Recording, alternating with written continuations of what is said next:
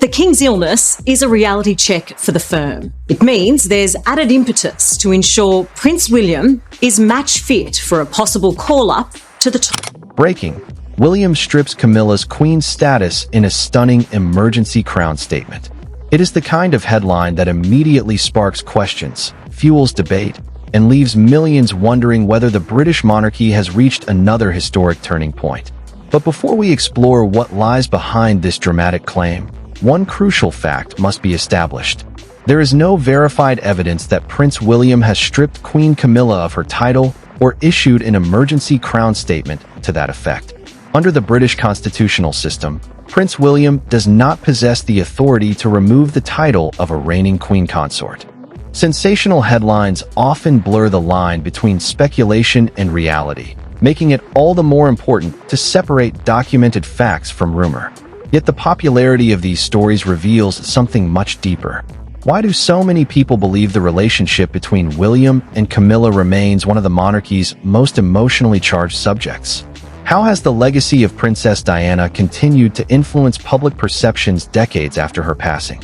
And what does the future of the crown truly look like as King Charles III leads the monarchy while preparing Prince William to one day become king? These questions reach far beyond one headline. They touch on family, loyalty, public expectation, and the enormous responsibility carried by every generation of the House of Windsor. As history has shown, the British monarchy is rarely defined by a single announcement. Instead, it evolves through years of careful transition, personal sacrifice, and quiet moments that often matter more than dramatic rumors. So where did this extraordinary claim originate? And what does it reveal about the continuing fascination with William, Camilla, and the future of Britain's royal family? To answer those questions, we must first return to the history that shaped today's monarchy, a story of duty, loss, reconciliation, and the lasting power of public memory. To understand why headlines about Prince William and Queen Camilla continue to spread so quickly, we have to step away from the world of breaking news alerts and return to the story that has shaped the modern monarchy for more than 4 decades. It is a story that did not begin with King Charles III's reign, nor did it begin with William's growing responsibilities as Prince of Wales. It began long before that, with a young prince preparing for a lifetime of duty, a young woman who would become one of the most beloved figures in modern history, and an institution constantly balancing tradition with change. When Charles married Lady Diana Spencer in 1981, the wedding was celebrated as a defining national moment. Millions watched from around the world as the couple exchanged vows beneath the magnificent dome of St. Paul's Cathedral. For many, it represented hope, renewal, and the promise of a new generation for the royal family. But public celebrations often reveal only part of the story. Behind palace walls, both Charles and Diana were adapting to extraordinary pressures. Every appearance, every smile, every decision became the subject of endless public discussion. Their private lives unfolded under an intensity of media attention few people could imagine. Royal historians have frequently described those years as some of the most demanding in modern royal history. As time passed, the marriage struggled beneath the combined weight of personal differences and relentless public scrutiny. Their separation and eventual divorce became one of the defining stories of the 1990s, reshaping public perceptions of the monarchy itself. Then came the tragedy that forever changed everything. Princess Diana's death in 1997 created an emotional response unlike almost anything Britain had experienced in modern times. Millions gathered outside royal residences, covering gates with flowers, handwritten letters, photographs, and candles. The grief was deeply personal. For the nation, for the royal family, and especially for 2 young boys, Princes William and Harry. The image of the brothers walking behind their mother's coffin remains one of the most unforgettable moments in royal history. It became a symbol of duty carried through unimaginable personal loss. For William, those experiences were more than historical events. They became part of the foundation of his character. Over the years, observers have watched him develop into a thoughtful public figure whose leadership style often reflects both of his parents in different ways.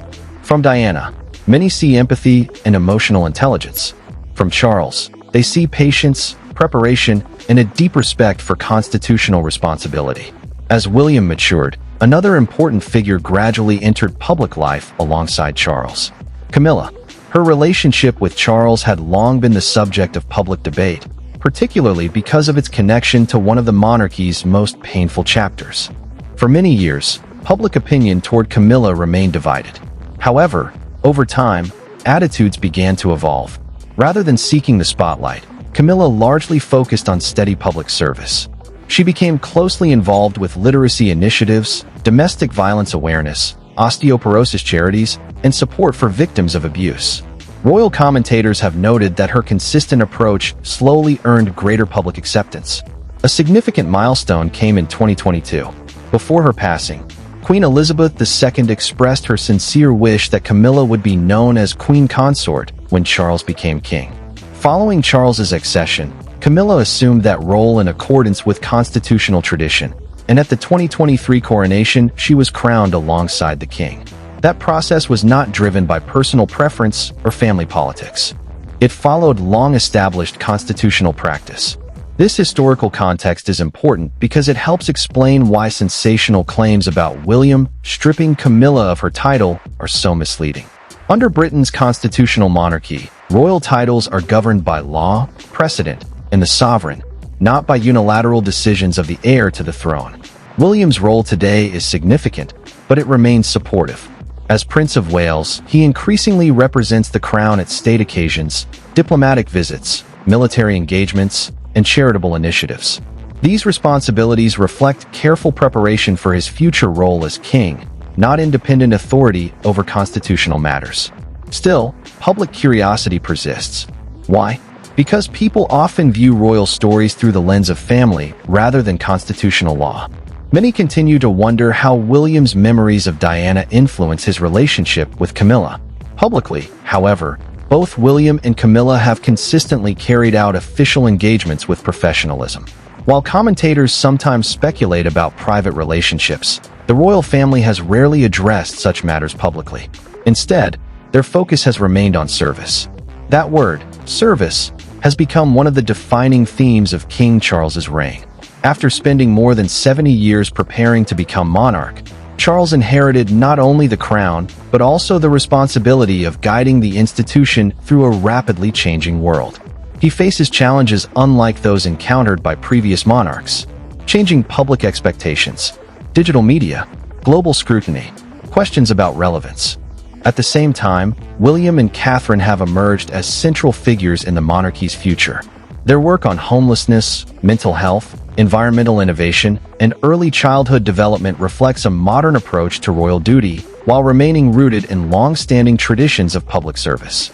Many historians believe this gradual transition represents one of the monarchy's greatest strengths. Rather than abrupt change, leadership develops across decades. Experience is accumulated carefully. Responsibility expands step by step. It is a process measured in years, not headlines. Yet despite that steady reality, dramatic rumors continue to circulate. Every new claim about William, Camilla, Charles, or Diana attracts enormous attention because these figures remain connected to one of the most emotionally complex stories in modern royal history. The question, then, is not whether one shocking headline is true. The real question is why millions are still searching for meaning in this family story. And that brings us to the heart of today's documentary. What has actually changed inside the royal family since Charles became king? How have William and Camilla navigated their public roles together? And why do so many sensational stories continue to emerge whenever the future of the monarchy is discussed? Those answers lie ahead, where history, public perception, and constitutional reality begin to intersect in ways far more fascinating than any single headline. The closer a nation comes to a period of royal transition, the more intense public speculation becomes. Every appearance is analyzed. Every photograph is interpreted. Every carefully chosen word is examined for hidden meaning. It is within that atmosphere that dramatic headlines like "William strips Camilla's queen status" continue to spread online. They capture attention because they appear to promise a dramatic confrontation inside the House of Windsor. Yet when the sensational language is set aside, a very different, and arguably far more compelling, story emerges. There has been no official announcement from Buckingham Palace stating that Prince William has removed, or intends to remove Queen Camilla's title. Nor does William currently possess the constitutional authority to make such a decision, while King Charles III is the reigning monarch. So why do these stories continue to resonate? Because they reflect questions the public has quietly asked for years. How has William truly adjusted to Camilla's place within the royal family? Has time softened relationships that were once viewed as deeply complicated? And what kind of monarchy is William preparing to lead when his own reign eventually begins? To answer those questions, we must look not for dramatic declarations, but for the steady rhythm of royal life. Imagine Buckingham Palace preparing for a state occasion. The corridors are calm. Staff members move with practiced precision. Historic paintings overlook rooms where generations of monarchs have discussed affairs of state, welcomed world leaders, and prepared for ceremonies watched by millions. Within those walls, constitutional duty always takes precedence over personal headlines. King Charles now occupies the office he prepared for throughout most of his life. His responsibilities extend far beyond ceremonial appearances. Every audience with the Prime Minister, every Commonwealth engagement, every state visit reinforces the continuity of the crown. Standing beside him at many of those occasions is Queen Camilla. Over the past several years, Camilla has maintained a steady schedule of public engagements focused on causes including literacy, domestic violence prevention, and support for victims of abuse. While public opinion toward her evolved gradually over many years, her role today is defined by official duty rather than personal controversy. Prince William, meanwhile, has entered an entirely different stage of his own royal journey. Following the death of Queen Elizabeth II and his father's accession, William became Prince of Wales, a title carrying centuries of history and expectation.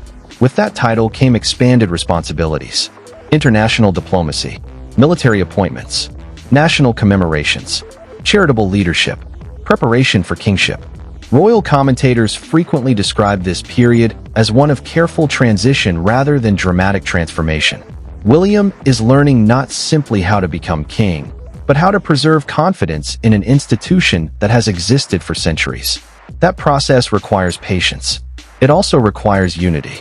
Many constitutional experts have noted that one of the monarchy's greatest strengths has always been presenting stability during periods of change. Public disagreement within the senior working royals would undermine that objective. As a result, official engagements are carefully coordinated to emphasize continuity rather than conflict. That does not mean personal history disappears. No family completely escapes its past. William's childhood was shaped by experiences unlike those of almost anyone else in modern Britain. He witnessed his parents' marriage unfold under extraordinary public scrutiny. He experienced profound personal loss while still a teenager. He grew into adulthood carrying memories shared by millions who watched those events from afar. Those experiences inevitably influenced his perspective. Yet observers who have followed William's public career often point to another defining characteristic: discipline. Rather than speaking publicly about private relationships, he has consistently emphasized responsibility, service, and the future. His speeches rarely dwell on family disagreements. Instead, they focus on issues affecting communities across Britain and the Commonwealth. The same measured approach has characterized King Charles. Since becoming monarch, Charles has generally avoided revisiting the controversies that dominated media coverage decades earlier. His Christmas broadcasts and public addresses have centered on themes of compassion, faith, environmental stewardship, community resilience, and national unity. Some royal historians suggest this reflects an understanding shared by both father and son. History cannot be rewritten, but the future can still be shaped. That philosophy becomes especially visible during national ceremonies. Whether attending Remembrance Sunday services, trooping the color, state banquets, or Commonwealth events, the royal family presents an image of institutional continuity. Each member performs a defined constitutional role. Each ceremony reinforces traditions extending back generations. For many viewers, those occasions seem timeless. Yet beneath that timeless appearance, gradual change is constantly taking place. William has assumed increasingly prominent responsibilities. Catherine has become one of the monarchy's most recognizable and trusted public figures.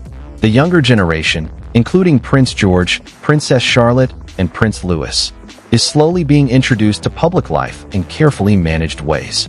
Each step reflects decades of planning, not sudden decisions, not emergency statements, and certainly not dramatic constitutional upheaval.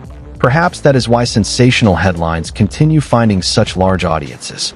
Reality often unfolds quietly. Rumors promise immediate drama, but history usually rewards patience over spectacle. The true story is not whether William has secretly challenged Camilla's status. The true story is how an ancient institution prepares for its future while carrying the emotional weight of its past. Every generation inherits both privilege and responsibility. Charles inherited the crown. William is inheriting preparation. George will one day inherit both history and expectation. The monarchy moves forward not by erasing previous chapters, but by learning from them.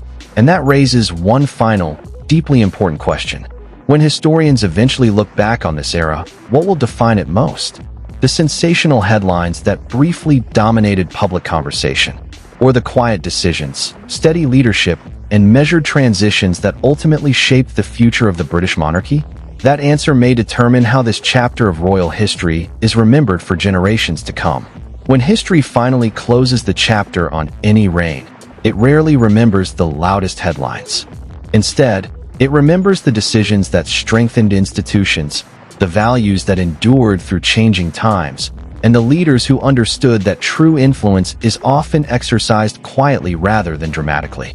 That may ultimately be the defining lesson of this story. The headline that inspired today's documentary suggested a dramatic constitutional confrontation between Prince William and Queen Camilla. Yet as we've explored, no verified evidence supports the claim that William stripped Camilla of her title or issued an emergency statement removing her status. The British monarchy simply does not function that way. And perhaps that reality tells us something even more fascinating. The future of the crown is not being shaped through sudden acts of power. It is being shaped through preparation, through patience, through generations learning from the successes and mistakes of those who came before them. King Charles III inherited a monarchy unlike any his predecessors faced. He stepped onto the throne in an age of constant news cycles, social media speculation, and global scrutiny. Every public appearance is analyzed within minutes. Every royal engagement becomes the subject of worldwide conversation.